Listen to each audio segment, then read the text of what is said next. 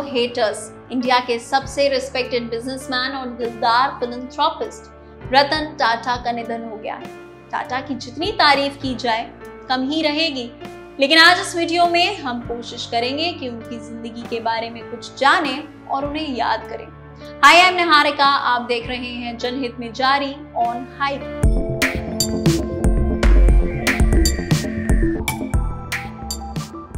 रतन टाटा का जन्म 28 दिसंबर 1937 को इंडिया की सबसे बड़ी और रिस्पेक्टेड बिजनेस फैमिली टाटा में हुआ। फिर भी उनकी बातों में, उनके लहजे में हमेशा मॉडेस्टी रही। रतन टाटा नवल टाटा और सोनी के बेटे थे। वो महज 11 साल के थे जब उनके पेरेंट्स सेपरेट हो गए। इसके बाद उनकी दादी नवाजबाई टाटा ने उन्हें अडॉप्ट कर लिया था। रतन टाटा की शुरुआती पढ़ाई मुंबई के कैंपियन स्कूल और जॉन कैनन स्कूल में हुई। इसके बाद उन्होंने कॉर्नेल यूनिवर्सिटी से स्ट्रक्चरल इंजीनियरिंग एंड आर्किटेक्चर में डिग्री ली। 1975 में रतन टाटा ने हार्वर्ड से एडवांस्ड मैनेजमेंट प्रोग्राम भी किया। वैसे बिजनेस करने की सूझबूझ रतन टाटा के खून में ही थी, लेकिन फिर भी वो सीधे जाके कंपनी के डायरेक्टर या एमडी नहीं बने। रतन टाटा ने IBM से जॉब ऑफर ठुकरा दिया और ज्वाइन की टेल्को, जो अब टाटा मोटर्स है। कैन यू गेस वहां रतन टाटा काम क्या करते थे? 1962 में जब उन्होंने कंपनी ज्वाइन की तो उन्हें शॉप फ्लोर पर काम दिया गया। वहां उन्होंने चूना पत्थर को फावड़े से हटाने का काम किया है और साथ ही वो ब्लास्ट फर्नेस की टीम के मेंबर थे। कहते हैं ना कि कोई भी काम छोटा नहीं होता, और जब जड़ मजबूत होगी तभी तो पेड़ घना और मजबूत बनेगा। ऐसे ही एक्सपीरियंसेस लेते हुए रतन टाटा फ्यूचर में लीडरशिप रोल के लिए तैयार होते चले गए। फिर आया समय बदलाव का। एक साधारण वर्कर से चेयरमैन बनने तक का सफर। रतन टाटा को अपने ही घर की कंपनीज में डायरेक्टर बनने में 9 साल लग गए। 1962 में उन्होंने काम शुरू किया। 1971 में वो डायरेक्टर बने। 1971 में उन्हें नेल्को यानी कि national radio and electronics company limited का डायरेक्टर बनाया गया था। उस समय कंपनी में फाइनेंशियल क्राइसिस चल रही थी। रतन टाटा ने कंज्यूमर इलेक्ट्रॉनिक्स डिवीजन शुरू किया, लेकिन रिसेशन और यूनियन इश्यूज की वजह से उन्हें इसमें कामयाबी नहीं मिली। फिर 1977 में उन्हें एम्प्रेस मिल्स में ट्रांसफर किया गया। यहाँ उन्होंने मिल के रिवाइवल का प्लान बनाया, लेकिन कंपनी के बाकी एग्जीक्यूटिव्स ने उस प्लान को रिजेक्ट कर दिया। मिल बंद हो गई। इसके बाद वो सीधे पहुंचे टाटा इंडस्ट्रीज। 1991 में JRD टाटा ने रतन टाटा को टाटा ग्रुप का चेयरमैन बना दिया। कुछ एग्जीक्यूटिव्स ने इस फैसले को अपोज किया, लेकिन रतन टाटा अपनी काबिलियत का लोहा मनवाना जानते थे।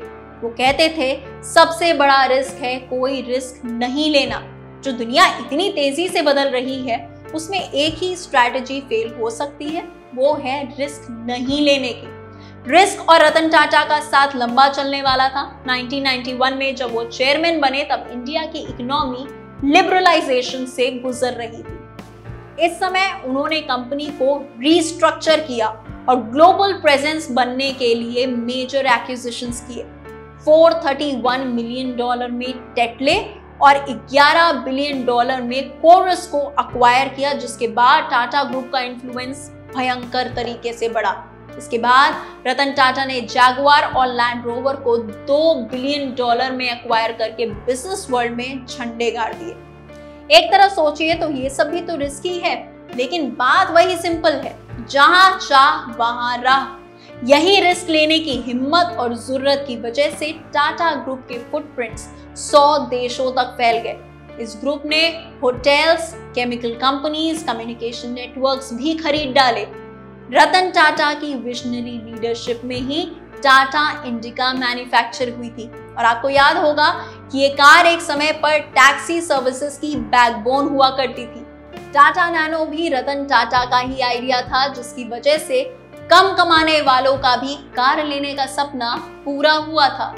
रतन टाटा बिजनेस में सक्सेसफुल हो गए, लेकिन वो अपनी पर्सनल लाइफ में अकेले ही रह गए। नाम, पैसा, शोहरत सब था, जो ना मिला वो था किसी का साथ। रतन टाटा को लॉस एंजलिस में एक लड़की से प्यार हो गया था, लेकिन 1962 इंडो चाइना वॉर की वजह से उस लड़की के घर वालों ने उसे इंडिया आने से रोक दिया था। एक वो साथ जो छूटा, उसके बाद रतन टाटा ने किसी और हाथ को नहीं थामा। उस एक अधूरे प्यार के बाद उन्होंने शादी ही नहीं की। Ratan Tata give so much to the society. अपने बिजनेस के अलावा रतन टाटा ने चैरिटी से भी इंडियन सोसाइटी को बहुत दिया है। उन्होंने 65% से भी ज्यादा शेयर चैरिटेबल ट्रस्ट में इन्वेस्ट किए थे।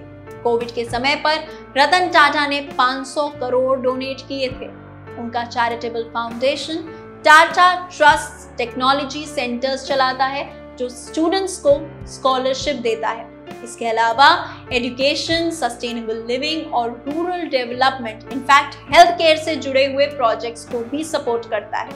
26 नवंबर 2008 के मुंबई अटैक्स के बाद रतन टाटा ने ताज पब्लिक सर्विस वेलफेयर ट्रस्ट बनाया था। इस ट्रस्ट ने टेरर अटैक विक्टिम्स की हेल्प की थी और उनकी फैमिलीज की रिहेबिलिटेशन में भी मदद की थी। रतन टाटा को डॉग्स बहुत पसंद थे, इतने कि 2018 में उन्होंने ब्रिटिश रॉयल फैमिली के इनवाइट को मिस कर दिया था।